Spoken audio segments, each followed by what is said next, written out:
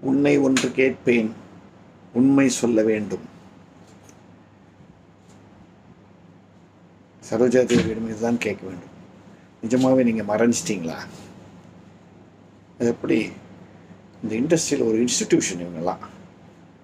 அதாவது சினிமாவின் பொற்காலத்தில் ஆட்சி புரிந்தவர்கள் இவங்கெல்லாம் மறைந்து விட்டார்கள் என்றால் அது மனசில் ஏற்றுக்க முடியல. எனக்கு இதே மாதிரி ஃபீலிங் நடிகர் திலகம் சிவாஜி இறந்த போது இருந்தது. இது சாத்தியமா? இவங்களாம் இறக்க முடியுமா? இவங்களுக்கு மரணம் உண்டான்னு தான் எனக்கு தோணுது. அப்படி தான் எவ்வளவு வருஷத்து ஃப்ரெண்ட்ஷிப்பு, எத்தனை வருஷம் சின்ன வயசுலேருந்து பார்த்து வளர்ந்ததுக்கப்புறம் அவங்கள தெரிஞ்சப்புறம் எங்கள் 2 ஃபேமிலி ஸ்கூலில் அந்த ரிலேஷன்ஷிப். நான் மாதம் ஒரு தரம் ஃபோனில் அவங்கக்கிட்ட பேசுவேன். பெங்களூருக்கு நான் போனால் கண்டிப்பாக அவங்கக்கிட்ட பேசாமல் வரமாட்டேன். அவங்களுக்கு என் நாடகம் இருந்தால் அவங்கள அழைக்காமல் வரமாட்டேன் நான்.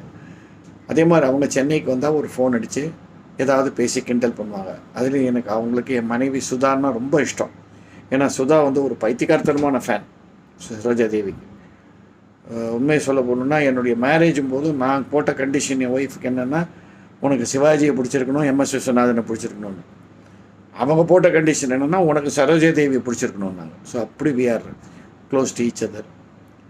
2 மாதம் முன்னாடி கூட I had a talk with her. அதே அவங்களுடைய அந்த என்ன சொல்கிறது, செல்ல தமிழ், அந்த குழந்தை தமிழில் பேசி கிண்டல் பண்ணி சுதாவோட பேசி just lovely memories. But then காலம் அது ஒரு சர்டன் ஸ்டேஜுக்கு அப்புறம் எல்லாரும் மறைந்தாக வேண்டும்.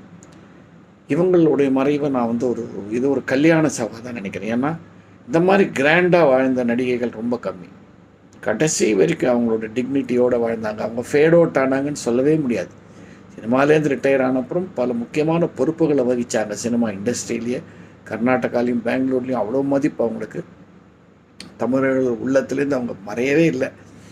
வீடியோ நீங்கள் போட்டு டிவியை போட்டால் சாங்ஸ் எப்படியோ ஒரு பாட்டு, புரட்சி தலைவரோட ஒரு பாட்டு, இல்லாட்ட நடிகர் திலகத்தோட ஒரு சாங்கு, இல்லாட்ட ஜெமினியோட ஒரு சாங்கு ஏதாவது வந்துக்கிட்டே இருக்கும். அப்படி அரசாண்டாங்க அவங்க.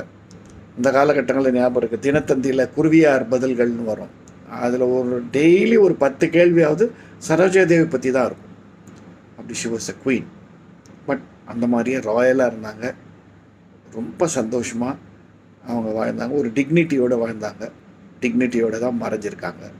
அவங்க ஆத்மா சாந்தி அடைய வேணும். பட் என்ன மாதிரி ரசிகர்களுக்கெல்லாம் அது என்னமோ நம்ம இதயத்துலேருந்து ஒரு பாகத்தை பிரித்து எடுத்தா மாதிரியோ, நம்ம வாழ்க்கையிலேருந்து ஒரு பெரிய பாகத்தை பிரித்து எடுத்து போட்டால் மாதிரி ஒரு ஃபீலிங் இருக்கும். என்ன மாதிரி கோடான கோடி ரசிகர்கள் உலகம் முழுக்க இருப்பாங்க. அவங்க சார்பில் அவங்க ஆன்மா சாந்தி அடைய வேண்டும். ஓம் சாந்தி.